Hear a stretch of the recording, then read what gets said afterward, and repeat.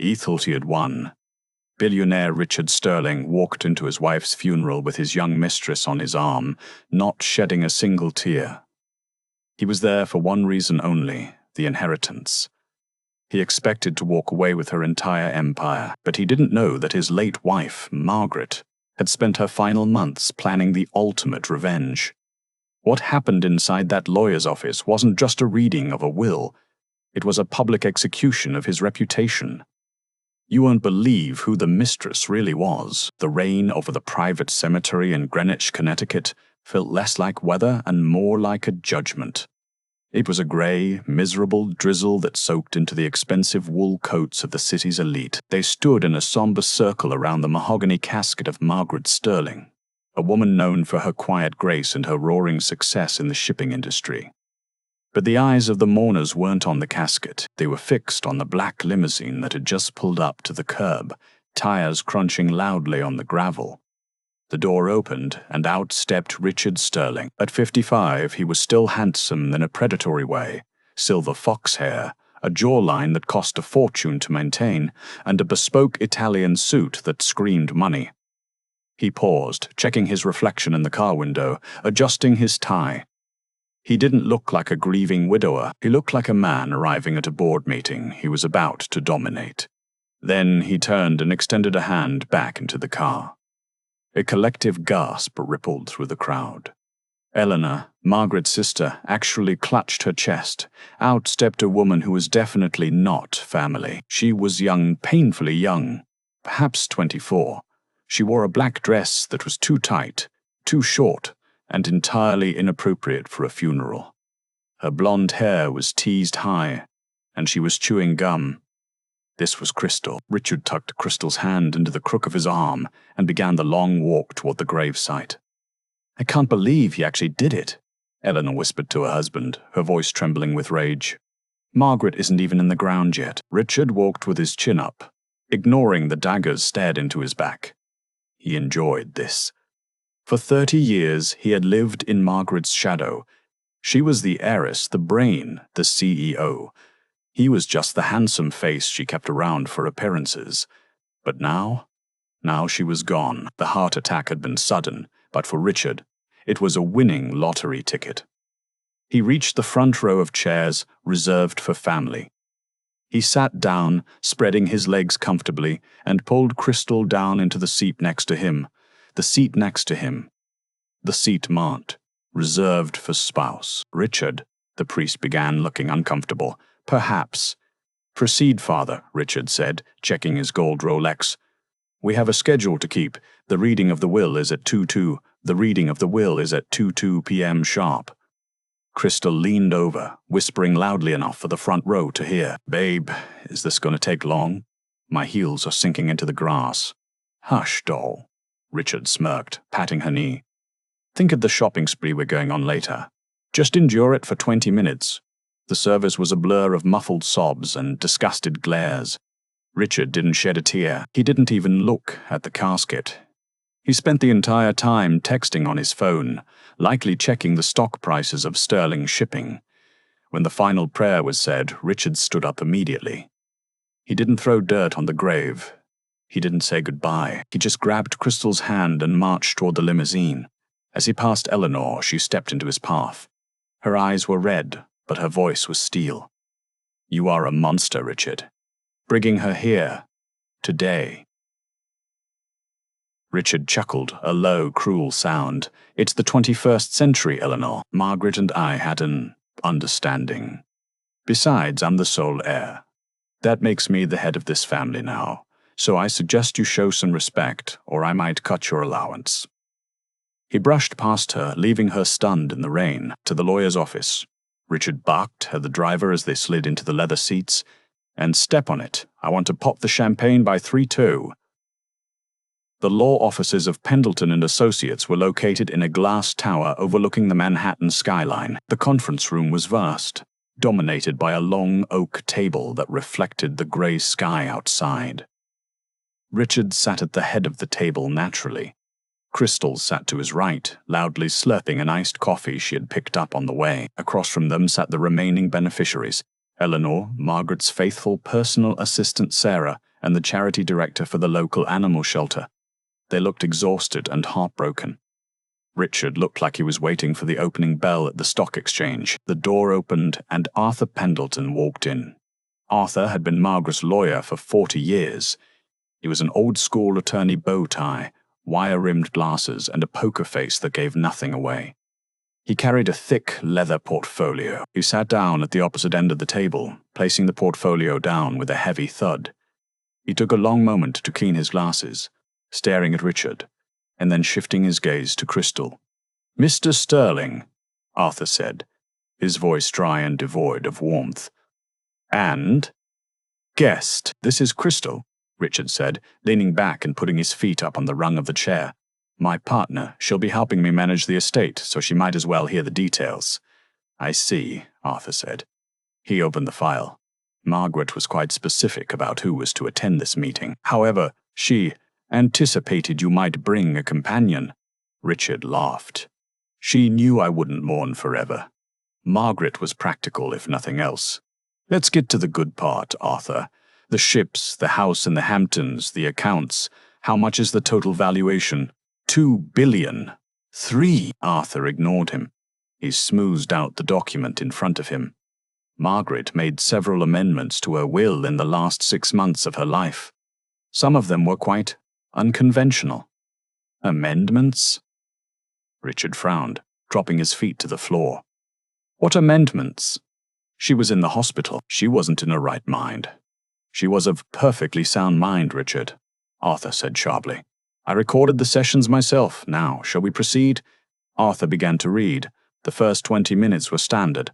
A generous donation to the animal shelter. Richard rolled his eyes. "A significant trust fund for Eleanor," Richard scoffed. "Waste of money." "A comfortable pension for Sarah, the assistant." "Now," Arthur said, turning a page. The paper rustled loudly in the silent room. "We come to the division of the primary assets, the Sterling Shipping Corporation, the real estate portfolio, and the liquid cash reserves." Richard straightened his tie, a greedy smile spreading across his face. He reached out and squeezed Crystal's hand. "Here we go, baby. Daddy's coming home. To my husband, Richard," Arthur read. "I leave the sum of—" He paused. "The sum of what?" Richard demanded. "Everything. 100%. Arthur looked up over his glasses. "I leave the sum of $1. The room went dead silent. You could hear the hum of the air conditioning. Richard blinked. "I'm sorry, I must have water in my ears. Did you say 1 million? $1, Arthur repeated clearly. "And the contents of the storage unit on 5th Street, locker number 44. Richard's face turned a violent shade of purple. He slammed his fist on the table, making Crystal jump and spill her coffee. "This is a joke, a sick joke. I am her husband. We were married for 30 years. You can't cut me out. I'll contest this. I'll sue this firm into the ground." "Please sit down, Mr. Sterling," Arthur said, his voice calm but icy. "I haven't finished reading the clause." "There's more," Richard hissed. "Yes, there is a moral turpitude clause. Margaret states that the entirety of the estate, valued at approximately $2.4 billion, is to be held in a blind trust. It will only be released to you, Richard, if you can pass a single test." Richard narrowed his eyes. "What test?" Arthur smiled. A thin, dangerous smile. "You must prove that during the last 2 years of your marriage, you were faithful to your wife. If you can provide proof of your fidelity, the will is yours. If evidence exists of an extramarital affair, the money goes to a secondary beneficiary." Richard froze. He looked at Crystal, who was busy wiping coffee off her dress with a tissue. The evidence of his affair was sitting right next to him. "This is entrapment," Richard sputtered. "She can't prove anything. It's my word against ghosts." "Actually," Arthur said, closing the folder, "she doesn't need to prove it. You just brought the proof into my office." Richard stood up, his chair scraping loudly. "Crystal means nothing. She's my niece, a distant cousin." Crystal stopped wiping her dress. She looked up at Richard, her expression changing.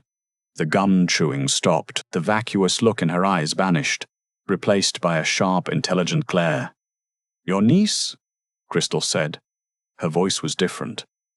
Deeper, more articulate. She dropped the tissue on the table. "That's a new one, Richard. Usually I'm your muse or your soulmate." Richard looked at her, confused. "Shut up, Crystal, not now." Arthur cleared his throat. "I think now is the perfect time for the secondary beneficiary to be named." "Who is it?" Richard shouted. "Who gets my money if I fail this ridiculous test? Eleanor?"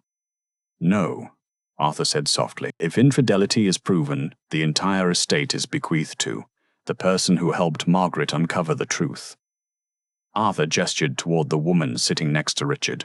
"Mr. Sterling, I believe you know her as Crystal, but her real name is Agent Brandy I. Vance, a forensic private investigator." Richard's mouth fell open. He looked at the woman he had been dating for 8 months, the woman he had bought jewelry for, the woman he had complained to about his wife every single night. Crystal Brandy reached into her purse, but instead of a lipstick, she pulled out a thick manila envelope and tossed it onto the table. It landed with a heavy slap. "Hello, Richard," she said, her smile sharp as a razor. "We need to talk about your gambling debts and the things you told me about hiding money in the Caymans." The silence in the conference room was so heavy it felt like it had physical weight, pressing down on Richard's chest. He stared at the woman he knew as Crystal. Her posture had shifted completely. Gone was the slouching, gum-smacking sugar baby. In her place sat a woman with a spine of steel and eyes that held zero sympathy. Brandy Hayes. Arthur Pendleton corrected the record, glancing at the file. "Ms. Hayes is a former forensic accountant turned private investigator. Margaret hired her 11 months ago." Richard felt the blood drain from his face, leaving him dizzy. This is insane. You were a barista.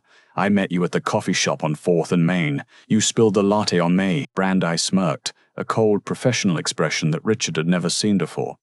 "I spilled the latte because I needed a way to introduce myself without it looking planned, Richard. It's called a meet-cute.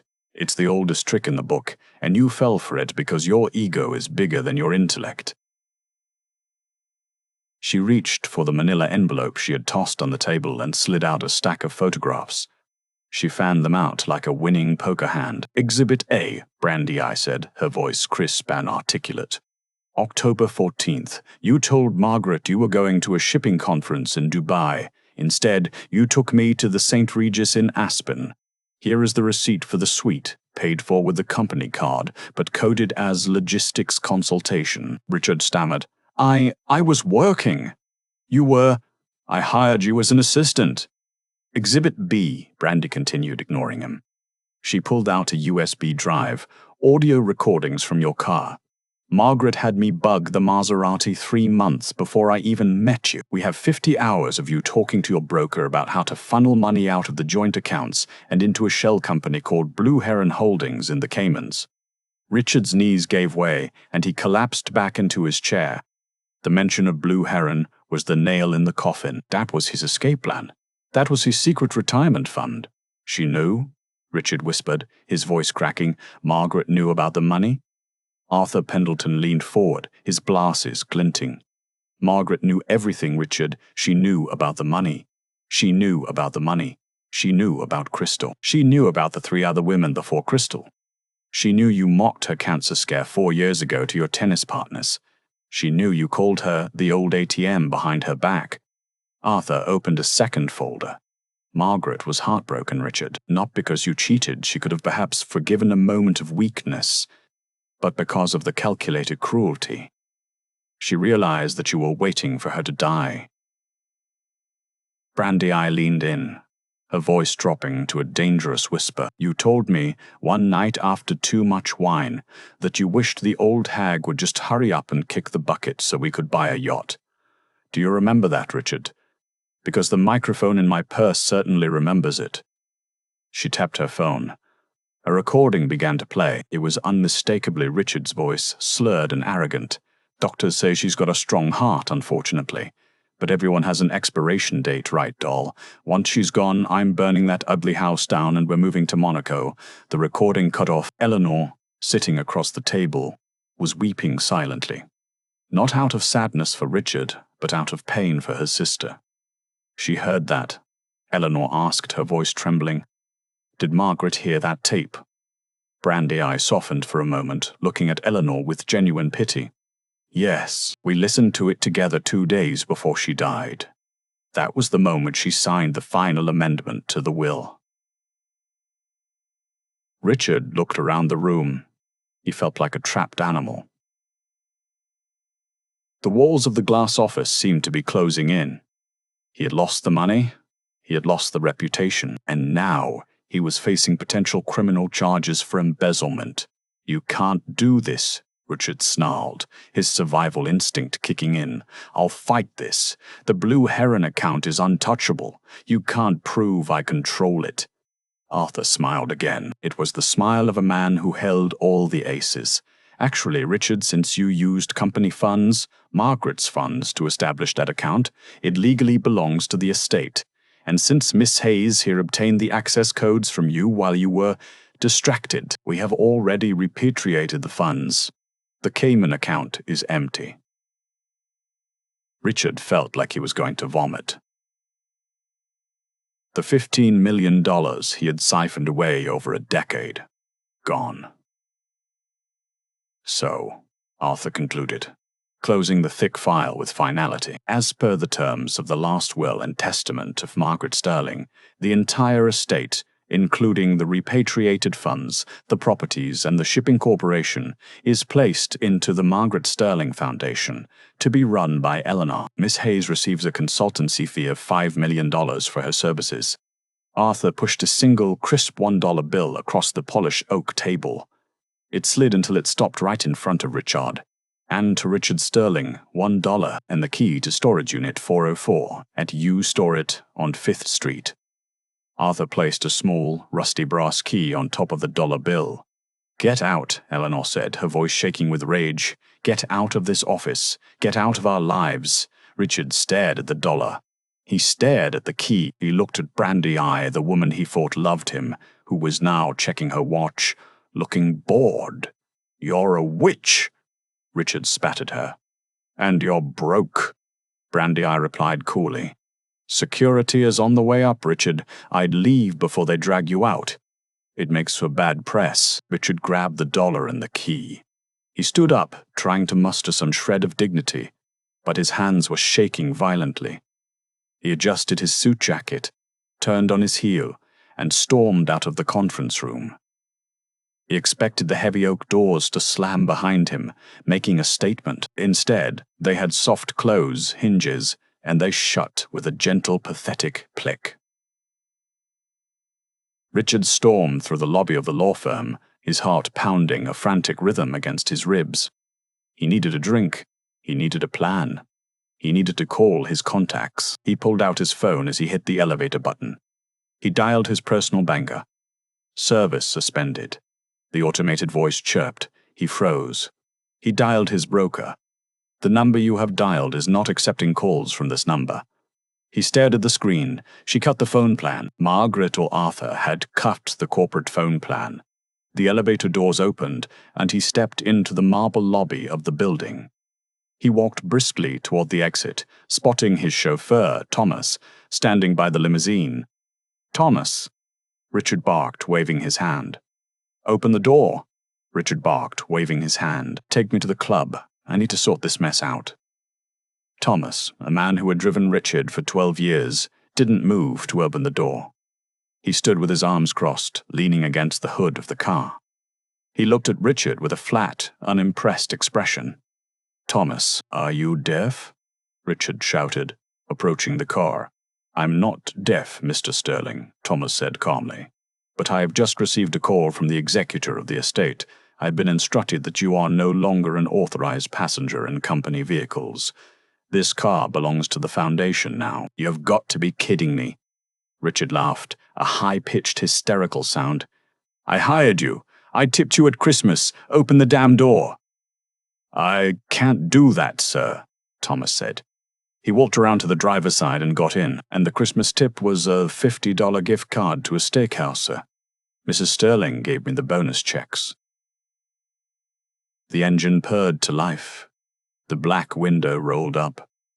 And Richard Sterling was left standing on the sidewalk as his own limousine merged into traffic and disappeared. It started to rain harder. Richard stood there, the water soaking into his Italian suit. Passers-by bumped into him, grumbling. For the first time in 30 years, he was invisible. He wasn't the billionaire CEO. He was just a wet, middle-aged man standing in the way. He checked his pockets. He had his wallet. He opened it. The Platinum Amex. The black card. The Visa Infinity. He walked into the nearest Starbucks, not the one where he met Brandy, and ordered a double espresso. He needed caffeine to think. He tapped the black card. Declined.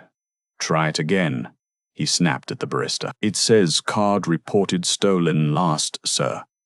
The barista said. He tried the Visa. Declined. He tried the debit card. Declined. He had zero access to cash. He looked in the billfold of his wallet. It was empty, except for the single-dollar bill Arthur had given him. He couldn't even buy the coffee. Sir, the barista asked, do you have another form of payment? Richard looked at the line of people behind him. They were staring, judging. He felt a flush of heat rise up his neck. He put the cards back in his wallet, mumbled something about a bank error, and walked out. He stood under the awning, shivering. He had nowhere to go. The penthouse? The locks would be changed. The Hamptons house? Security would be alerted. His hand closed around the rusty key in his pocket. Storage unit 404. It was the only thing he had. Perhaps Margaret had left him something there. A stash of cash? A bond? Maybe this was a test. Maybe if he went there, he would find the real Will. Margaret loved games. Maybe this was just a twisted scavenger hunt. Hope, desperate and illogical, flared in his chest. Yes, that's it. It's a test of humility. I go to the dirty storage unit, I find the instructions, and I get the money back. The storage facility was on 5th Street in the industrial district. It was miles away. He couldn't afford a taxi. Richard Sterling, wearing a $5,000 suit and $1,200 shoes, began to walk. The walk took 2 hours. By the time he arrived, the sun had set and the streetlights flickered over the cracked pavement. His shoes were ruined, scuffed and soaked. His hair was plastered to his forehead. He had a blister on his heel that felt like fire with every step. U Store was a depressing concrete block surrounded by a chain-link fence topped with razor wire. The neon sign buzzed ominously. Richard walked into the front office. A bored teenager with headphones was sitting behind the counter. I need to access a locker, Richard said, trying to sound authoritative despite looking like a drowned rat. Number 404. The kid didn't look up. Gate code is on your receipt. You got a key. I have a key, Richard said. Then go in. 404 is on the 2nd floor, down the back hall. Lights are on motion sensors, but they're kinda sketchy. Richard walked through the gate. The facility smelled of dust, old cardboard, and damp concrete. The metal corridors echoed with his footsteps. 200, 300. He found 404. It was a standard rusted blue metal door. His hands were shaking so badly it took him 3 tries to get the key into the padlock. Finally it clicked. He pulled the lock off and heaved the rolling door upward. It shrieked in protest, a metal-on-metal screech that pierced the silence. Richard stepped inside, waving his arms to trigger the motion sensor light. Flicker, buzz, flash, the light came on. The unit was small, maybe 10 by 10 feet, and it was full, but it wasn't full of cash. It wasn't full of gold bars. Richard stared, his mouth hanging open. In the center of the room sat a beat-up plaid recliner chair. His old chair from his bachelor apartment 30 years ago. Next to it was a scratched laminate coffee table. On top of the table was a violently ugly lamp with a stained shade. Against the wall were cardboard boxes labeled Richard's college junk. Margaret had kept it. All of it. When they got married, she had made him throw all this away. Or so he thought. She had stored it. "What is this?" Richard whispered to the empty room. "What is this junk?" He walked over to the recliner. It smelled like stale beer and cheap cologne, the smell of his life before he met Margaret. The life of a mediocre salesman with big dreams and no work ethic. On the seat of the chair, there was a white envelope. Written on it, in Margaret's elegant, flowing script, was, "To Richard. Start where you began." He tore the envelope open. Inside was a letter and a brochure. He read the letter first. Richard. If you are reading this, then you failed. You proved to be exactly the man I feared you were. You married me for the lifestyle, and you stayed for the comfort. I loved you, you know. For the first 10 years, I truly believed you loved me back. But then I saw how you looked at me when the makeup came off. I heard the sighs when I talked about my work. I felt the sighs when I talked about my work. I felt the distance grow. I didn't mind supporting you. I didn't mind that you weren't a business genius. But I minded the disrespect. I minded the disrespect. I minded the betrayal. You have spent 30 years living a life you didn't earn. You wore suits you didn't buy. You lived in houses you didn't build. You have forgotten what it feels like to work for your dinner. So, I am giving you a gift. The gift of a reset. This storage unit contains everything you owned the day you met me. The rent on this unit is paid for 3 months. After that, you are on your own. However, I am not cruel. I have left you one opportunity to climb back up. Not to the top, but to somewhere respectable. Look at the brochure. Goodbye, Richard. Try to be a better man this time. Margaret. Richard dropped the letter. His hands were trembling uncontrollably now. He picked up the brochure. It was a tri-fold pamphlet for a commercial truck driving school in New Jersey. Paper-clipped to the brochure was a coupon, 50% off enrollment for seniors. Richard stared at the brochure. Then he looked at the plaid chair. Then he looked at the rusted metal walls of the storage unit. A primal scream built up in his throat. He grabbed the ugly lamp and smashed it against the wall. "No! No! You can't do this to me!" He kicked the coffee table, splintering the cheap wood. He tore at the boxes, throwing old comic books and college textbooks across the room. "I am Swychard Sterling," he screamed at the dust motes, but the echo that came back seemed to whisper, "No. You were Margaret Sterling's husband. Now you are just Richard." He collapsed into the plaid recliner, burying his face in his hands. The smell of the old chair triggered a memory eating ramen noodles. Watching a small TV, worrying about rent. He was back. He was right back where he started. But this time, he was 55 years old. He had enemies, and he had exactly $1 in his pocket. Suddenly, his stomach rumbled, a loud, painful growl. He hadn't eaten since breakfast. He looked at the $1 bill he had placed on the arm of the chair. He looked at the brochure. He realized, with a jolt of terror, that he had to pee, and there was no bathroom in the storage unit. He was going to have to sleep here, in the chair. As the motion sensor timer ran out and the light buzzed off, plunging him into darkness, Richard heard a sound from the hallway. Footsteps. Slow, deliberate footsteps approaching Unit 404. Richard froze. Was it security? Was it a mugger?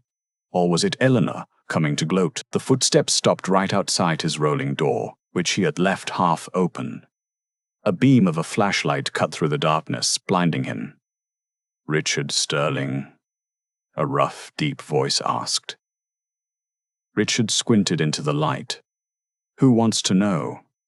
"Name's Frank," the voice said. The flashlight lowered, revealing a burly man in a grease-stained mechanic's jumpsuit. He looked to be about Richard's age, but worn down by hard labor. "I'm the night watchman," Frank said, "and I got a message for you." "From who?" Richard asked, his voice hoarse. "From your wife. She came here about 6 months ago. Sat in that chair for an hour. Just sat there. Then she came to the office and gave me $20. Said, 'Frank, if a man in a fancy suit ever ends up sleeping in Unit 404, you give him this.'" Frank reached into his pocket and pulled out a small rectangular object. He tossed it to Richard. Richard caught it. It was a cup of noodles. Chicken flavor. "And she said to tell you," Frank added, turning to leave, Waters in the utility sink down the hall. "But it ain't hot." Frank walked away, his footsteps fading. Richard sat in the dark, holding the cold cup of dried noodles. Tears, hot and humiliating, finally pricked his eyes. She had thought of everything. She had choreographed his humiliation down to the temperature of his dinner. He sat there for a long time, staring at the shadows. But Richard Sterling was a narcissist, and narcissists do not accept defeat. They reframe it. As the tears dried, a cold anger replaced them. He squeezed the styrofoam cup until it cracked. "You think this is funny, Margaret," he whispered into the dark. "You think you taught me a lesson? You think I'm going to become a truck driver?" He stood up. "I'm going to get it back," he vowed. "I'm going to get every cent back, and I know exactly who I'm going to target first." He wasn't going to go after Eleanor. She was too guarded.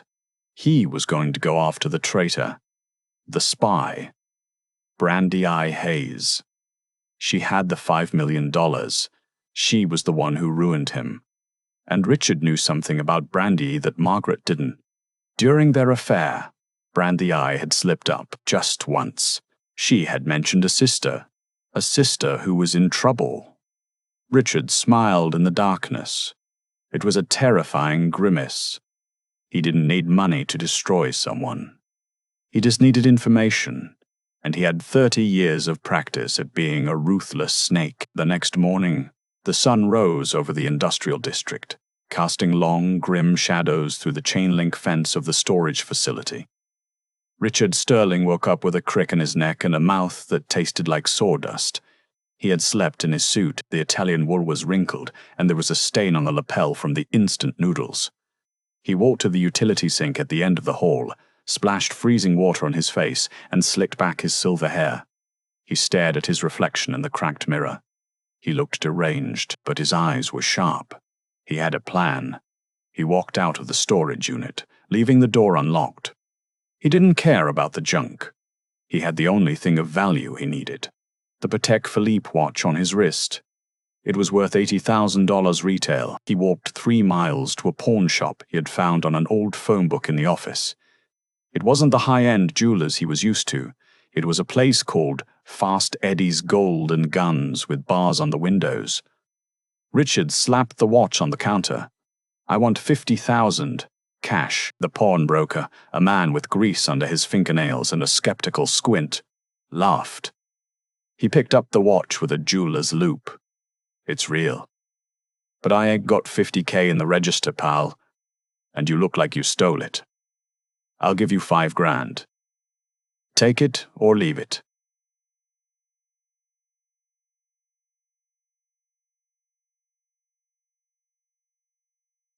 Richard felt the rage boil, but he swallowed it. $10,000. And you don't report it to the police list for 48 hours. 7, the man counted. Done. Richard walked out with a thick envelope of greasy $20 bills. It was less than he used to spend on a dinner, but right now it was a war chest. His first stop was a thrift store. He bought jeans, a nondescript hoodie, and a baseball cap. He threw the ruined Italian suit in a dumpster behind a Burger King. The symbolism wasn't lost on him. His second stop was an electronics store. He bought a prepaid burner phone and a cheap laptop. He checked into a $49 a night motel on the edge of town, the kind of place where people paid by the hour. He sat on the lumpy bed, opened the laptop, and cracked his knuckles. "All right, Brandy," he muttered. "Let's see who you really are." Richard knew things about corporate espionage that most people didn't. He knew how to find people who didn't want to be found. He knew that Brandy Hayes was a forensic accountant, which meant she left a digital trail. He spent 3 days in that motel room. He ate nothing but vending machine crackers. He didn't shower.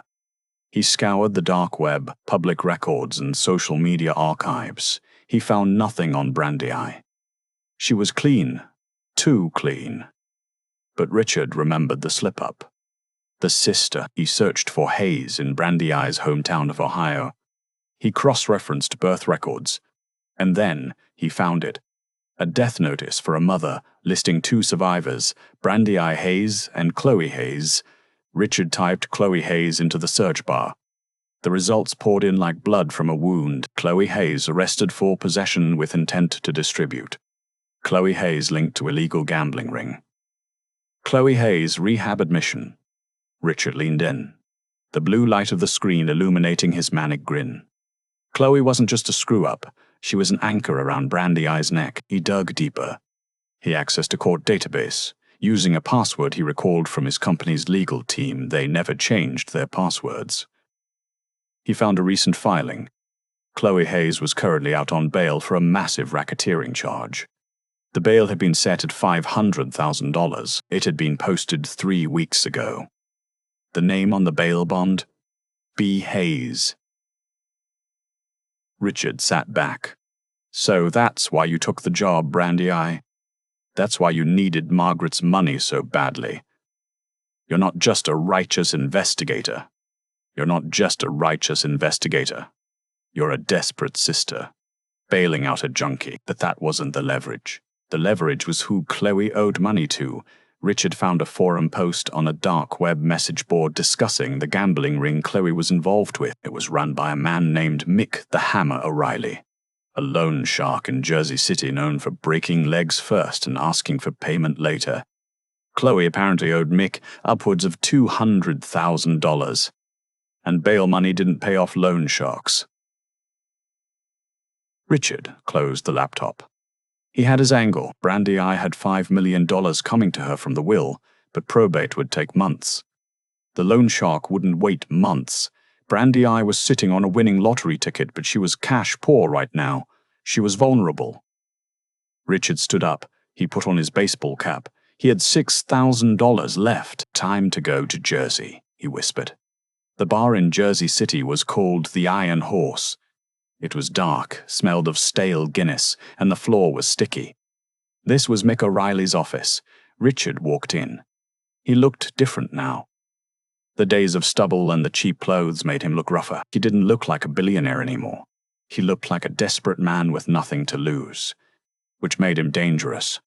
He walked straight to the back booth where a massive man with a shaved head was eating a plate of ribs. 2 guys who looked like refrigerators in leather jackets stood up to block Richard. "I have a business proposition for Mick," Richard said, his voice steady. Mick looked up, wiping barbecue sauce from his lip. "Do I know you?" "No. But you know Chloe Hayes." The air in the room changed instantly. The ambient noise of the bar seemed to drop away.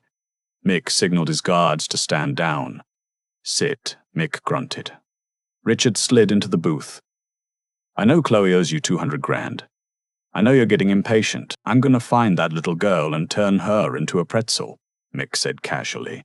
"What's it to you? You're a cop. I'm the guy who can get you paid," Richard said. "And not just the $200,000. I can get you $1 million. Mick laughed. $1 million? From Chloe? She can't even afford a bus ticket." "Not from Chloe," Richard said. "From her sister, Brandy Eye." Richard laid it out. He explained the will. He explained the $5 million inheritance. He explained that Brandy was currently waiting for the money, but she was terrified that Mick would hurt Chloe before the check cleared. "Here's the problem," Richard lied smoothly. "Brandy is planning to run. She's going to take Chloe, take the inheritance when it drops, and disappear to South America. You'll never see a dime." Mick's eyes narrowed. "And how do you know this?"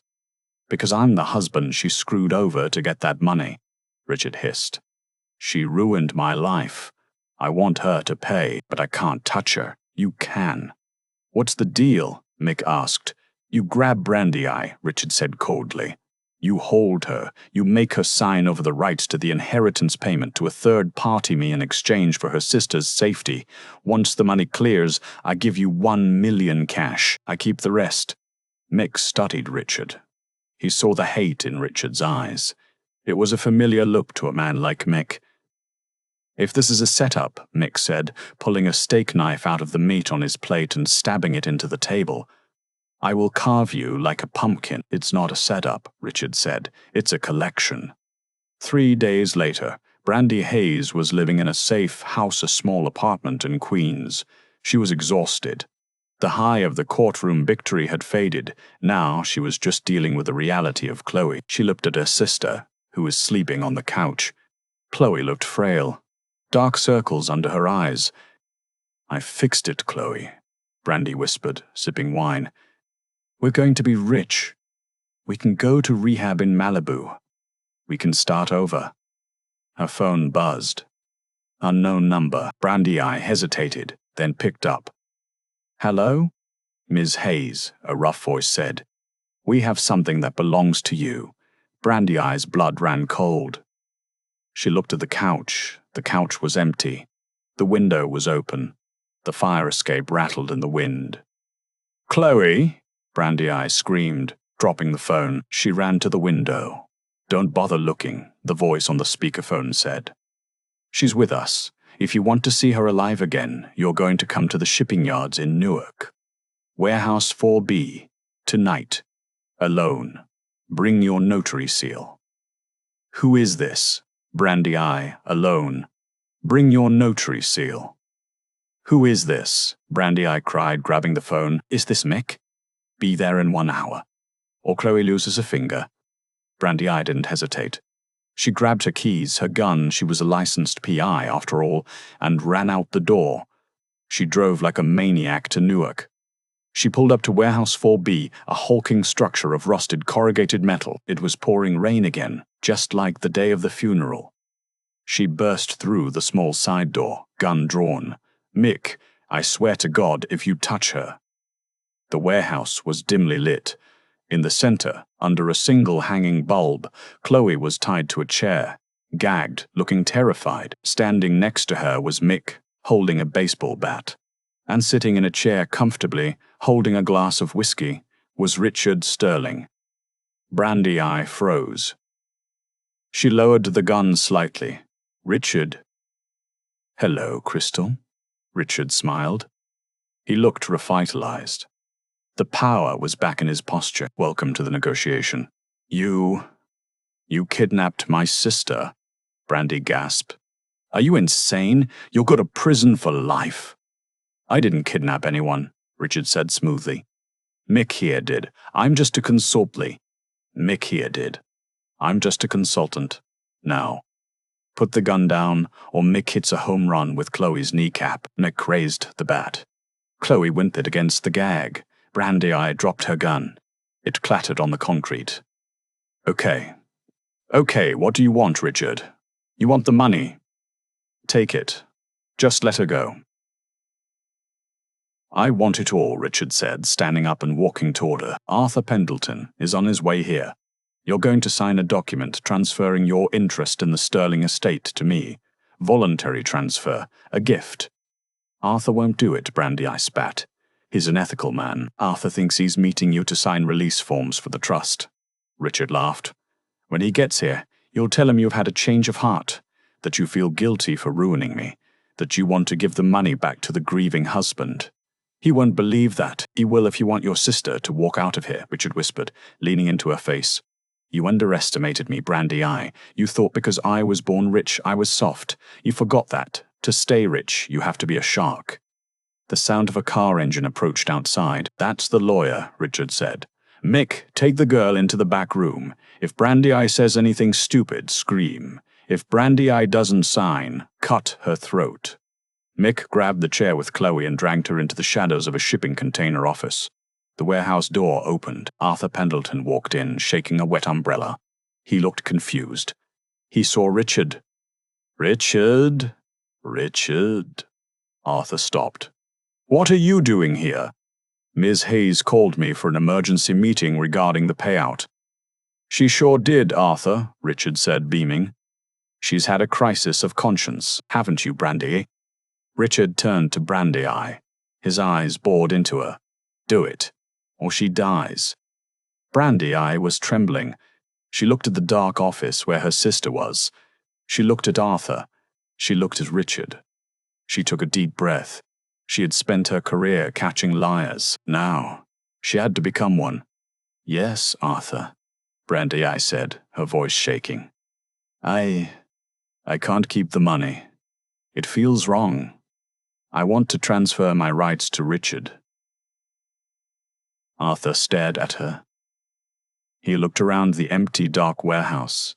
He was old, but he wasn't stupid. He saw the sweat on Brandy Eye's forehead. He saw the manic gleam in Richard's eyes. This is highly irregular, Arthur said slowly. And frankly, I don't believe you. Believe her, Richard shouted, losing his cool. She wants to give it to me. Draw up the paper. I cannot do that under duress, Arthur said, clutching his briefcase. Richard pulled a pistol from his waistband. Mick had given it to him. He pointed it at Arthur. Sign the damn paper, Arthur, or I start making vacancies in your law firm. Richard, no! Brandy Eye screamed. Shut up. Richard swung the gun toward Brandy Eye. It's over. I win. I get the money. I get the company. I get my life back. Actually, a voice boomed from the darkness of the warehouse rafters. You get nothing, Richard. Richard spun around. Who's there?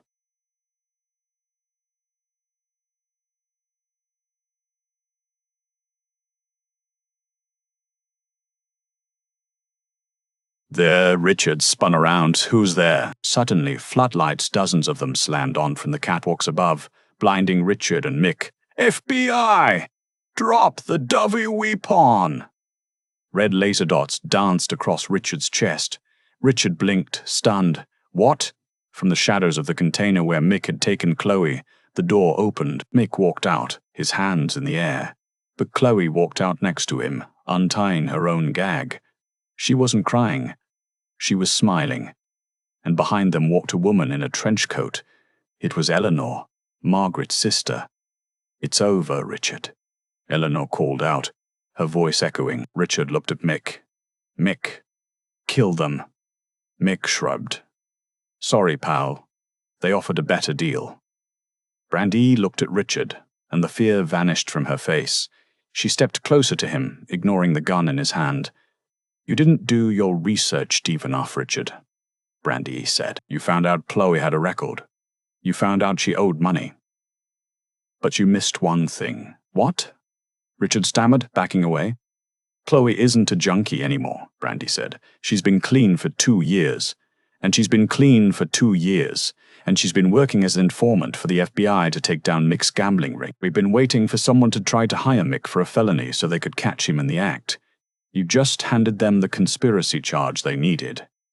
Richard looked at the FBI agents rappelling down from the catwalks. He looked at Arthur, who was calmly opening his briefcase to take out a different file. You set me up? Richard whispered. No, Eleanor said, stepping forward. Margaret did. Richard Sterling stood in the center of the warehouse, the red laser dots of the FBI sniper rifles dancing on his chest like a mockery of a heart. The gun in his hand felt heavy, useless. He dropped it. It clattered to the concrete floor, echoing the crash of his entire life. Hands behind your head. Get down on your knees. The agents moved in, a swarm of windbreakers and tactical gear, as the cuffs were slapped onto Richard's wrists. Cold, tight, and humiliating. Arthur Pendleton stepped forward. The old lawyer didn't look frightened anymore. He looked satisfied. He walked up to Richard, who was now kneeling on the wet floor, and opened his briefcase one last time. Richard, Arthur said, his voice cutting through the noise of the arrest. Before they take you away, I am legally obligated to read you the final clause of Margaret's will, the catastrophe clause. Richard looked up, spitting hair out of his face. Go to hell, Arthur. Margaret knew you better than you knew yourself, Arthur continued unbothered. She wrote this addendum 3 days before she passed. She predicted that if you failed the fidelity test, you wouldn't just walk away. She knew your ego wouldn't let you be poor. She predicted you would try to harm Ms. Hayes or contest the will illegally. Arthur adjusted his glasses and read from the document. If my husband, Richard Sterling, attempts to coerce, threaten, or harm any beneficiary of this estate, or attempts to obtain the assets through criminal means, the following action is to be taken immediately.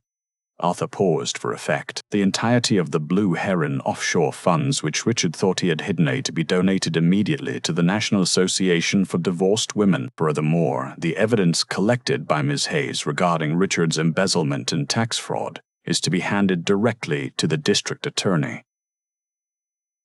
Richard's eyes bulged. She set me up to commit a felony? She baited me? She didn't bait you, Richard, Brandy Eye said, walking over to stand next to Arthur. She put a protective arm around her sister, Chloe. She just gave you a rope. You're the one who decided to hang yourself with it. Brandy Eye looked down at him. Margaret gave you an out. The truck driving school, the clean slate. If you had just taken the storage unit and accepted your new life, you would have been free. Poor but free. But you had to have it all. I made you, Richard screamed as the agents hauled him up. I found you in a coffee shop. You were nobody. I was the person Margaret hired to take down a narcissist, Brandy replied calmly. And I did my job. Enjoy prison, Richard. I hear the food is worse than the instant noodles. As they dragged Richard toward the waiting police cruisers, Eleanor walked up to him. She didn't shout. She didn't curse. She just looked at him with a profound sadness. Why, Richard?